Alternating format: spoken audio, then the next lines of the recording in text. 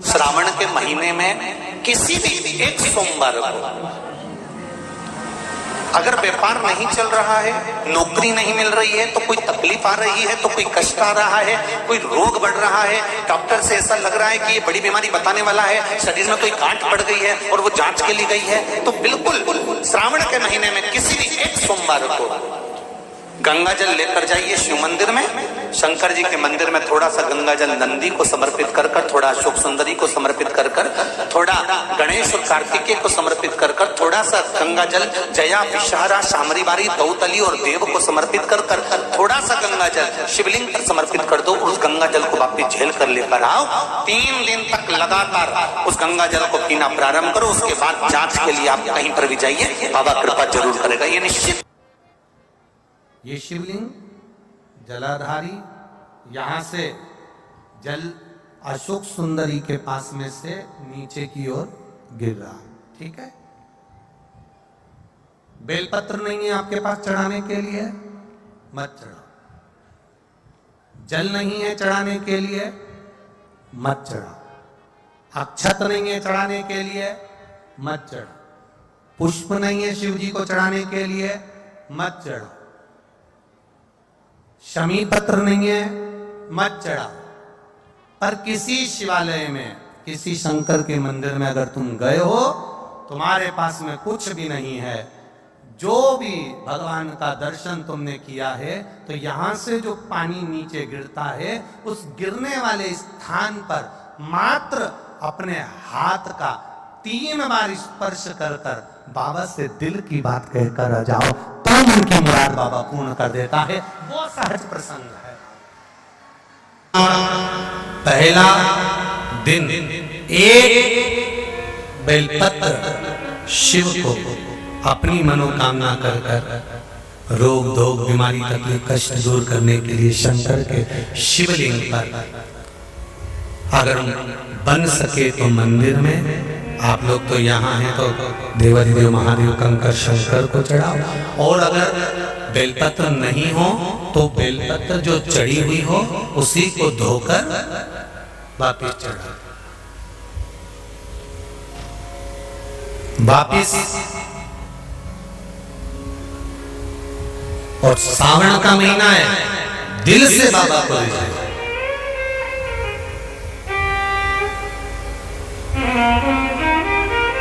हम धर्म करने के चक्कर में, परमात्मा के भजन के चक्कर में किसी का अपमान ना करें। इसका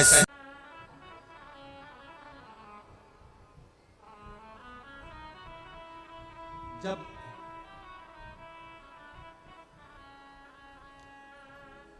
सारी दुनिया की ठोकर खा लो, सारी दुनिया के हाथ जोड़ लो, सारी दुनिया से निवेदन कर लो, और उसके बाद भी तुम्हारी दुख की घड़ी समाप्त नहीं हो, तब प्रयास करना तुम्हारे घर में कोई गमला हो, कोई पौधा लगा हो, जो भी पौधा लगा, हम ये नहीं कहेंगे कि वो गुलाब का है कि गेंदा का है कि शमी का है कि बेलपत्री का है, जो पौधा तुम्हारे घर में लगा, जो पौधा, एक प्रयास करना। अभी सावन चालू हुआ है,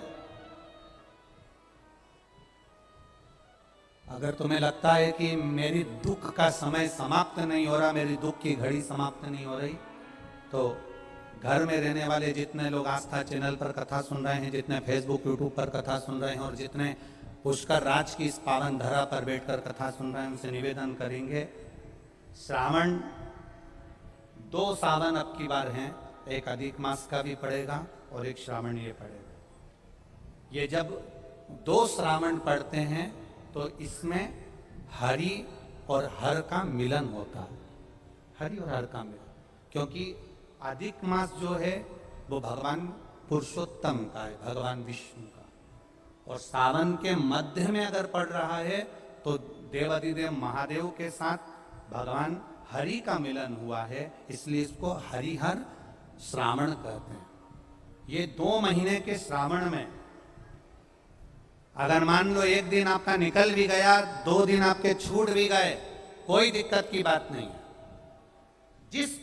जो पेड़ तुम्हारे यहाँ लगा हो, जो पौधा तुम्हारे यहाँ लगा हो, जो वृक्ष तुम्हारे यहाँ लगा हो, जो क्यारा तुम्हारे यहाँ, कुंडी तुम्हारे यहाँ, उसी की मिट्टी को, उसी के पेड़ के नीचे, उसी पौधे के नीचे, उस मिट्टी को थोड़ा सा हाथ से उसको उठाकर एक लिंग की आकृति बना ले। उसमें जलाधारी बनाने की जरूरत नहीं, केवल लिंग की आकृति बनाकर उसी की पूजन वहीं कर कर, पानी चढ़ाकर 15 से 20 मिनट बाद अपना काम करने के बाद उसी को उसी मिट्टी में विसर्जन कर दें, अपनी कामना कर कर। देवाधिदेव महादेव 2 महीने के बाद क्या देगा ये वही जान सकता है। वो क्या प्रदान करेगा ये उसके ऊपर। देख लिया हमने, बहुत बहुत प्रयास कर कर देख लिया, सारी दुनिया का हमने प्रयोग कर कर देख लिया। इनसे भी पूछा, उन्होंने कहा बाथरूम इधर बना दो, वास्तु शास्त्री ने कहा ये बना दो, ज्योतिषाचार्य ने कहा ये बना दो, उन्होंने कहा ये बना दो, उन्होंने कहा वो बना दो। हमने दुनिया का काम कर कर देख लिया, हाथों की अंगूठियां बदल कर देख ली, नथ आभूषण बदल कर देख लिए, सोने की दिशा बदल कर देख ली, सीढ़ियों की दिशा बदल कर देख ली। अब जब सारी दिशा बदल कर देख ली, सारा काम कर कर देख लिया, उसके बाद भी अगर हमारी ग्रह दशा नहीं सुधरे, हमने सबके दरवाजे जाकर देख लिया, देवी देवता उनके भी धोख धोख के देख लिया, पर जब भी अगर हमारी दशा ना सुधरे तो फिर कहीं मत जाना, महादेव के चरणों में जाकर बस उसकी आराधना में लग जाना, हो जाएगा। जो माताएं श्रावण के सोमवार का व्रत करती हैं वो पशुपति व्रत मत करना। जो श्रावण के सोमवार का व्रत नहीं करती हैं वो पशुपति व्रत कर सकती हैं, उनको पशुपति व्रत करने का मना नहीं। पर यदि श्रावण का व्रत आप पहले से करते आ रहे हो, श्रावण महीने का व्रत करते आ रहे हो, या श्रावण के महीने में तुम सोमवार करते आ रहे हो, तो फिर पशुपति व्रत ना करते हुए इसको 1 महीना, भले 2 हुए हो, 3 हुए हो, 4 हुए हो, रोक दो। फिर अगला जब श्रावण पूर्ण हो जाए फिर जो सोमवार आए फिर चालू कर दो। पर अगर श्रावण का व्रत करते हो तो, और अगर श्रावण का व्रत नहीं करते हो तो पशुपति व्रत चालू है, मना नहीं।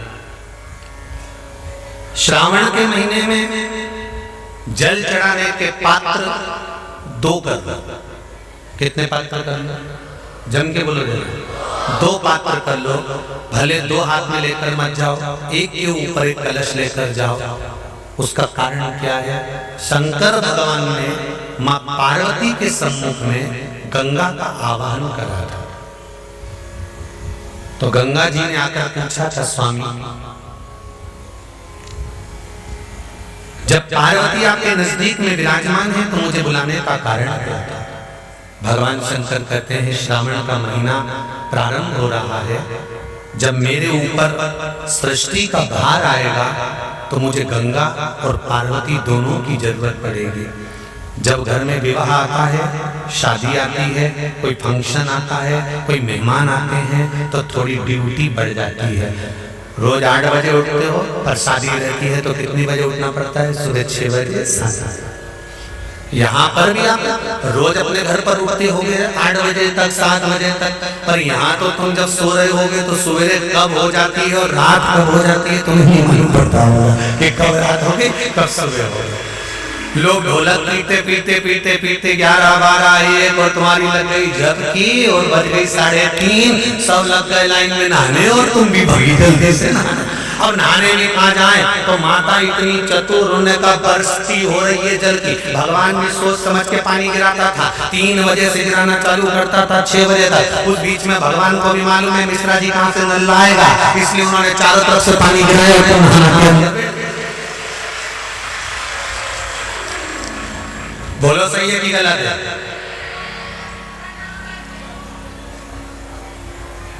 सब बाहर निकली धीरे से, इतनी चतुर, राम जी गजब की चतुर चतुर लोग आया है, गजब।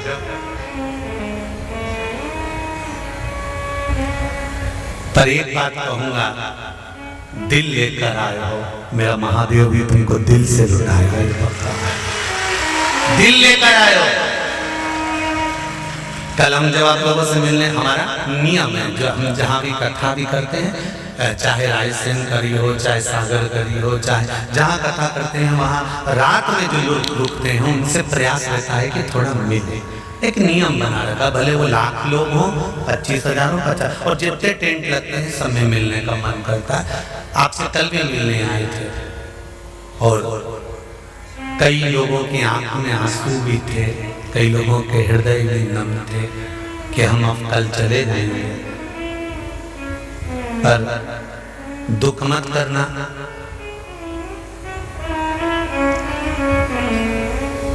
दूसरा कोई स्थान हो वहां से जाओ तो वापिस आने की गारंटी है कि नहीं है, पर यहाँ तो सील और थप्पे लगाकर भेजता है कि वापिस बुला लाएगा। तो फिर क्या उसकी आराधना मात्र करिए।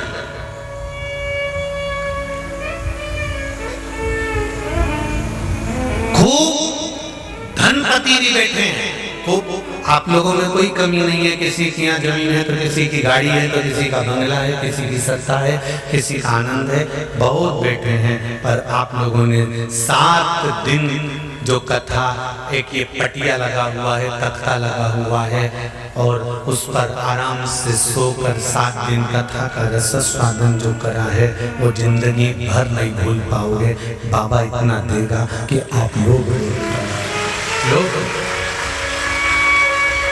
उसकी कृपा ही दरअसल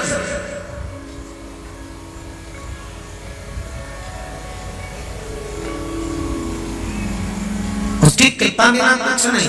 तेरी कृपा बिना न हिले एक भी अणु, लेते श्वास तेरी कृपा से तनो तनो। बाबा की कृपा होती है तो आना होता है।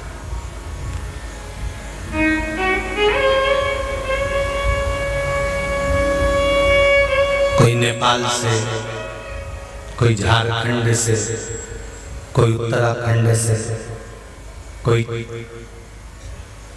चेन्नई से, ना जाने कहां कहां से पधारे, कोलकाता से। शिव कृपा है। कावड़ का जल लेकर, हाथ में जल लेकर जितने कदम चलकर हम शंकर के मंदिर तक या बेलपत्र के वृक्ष तक जाते हैं, जितने कदम चलते हैं उतने तीरथ हम पार कर शिव के नजदीक पहुंच जाते हैं। उतने तीरथ पार कर, सारे तीरथ धाम आपके चरणों में, हे भोलेनाथ प्रणाम आपके चरणों में। सारे तीरथ वहीं पर है, वहीं।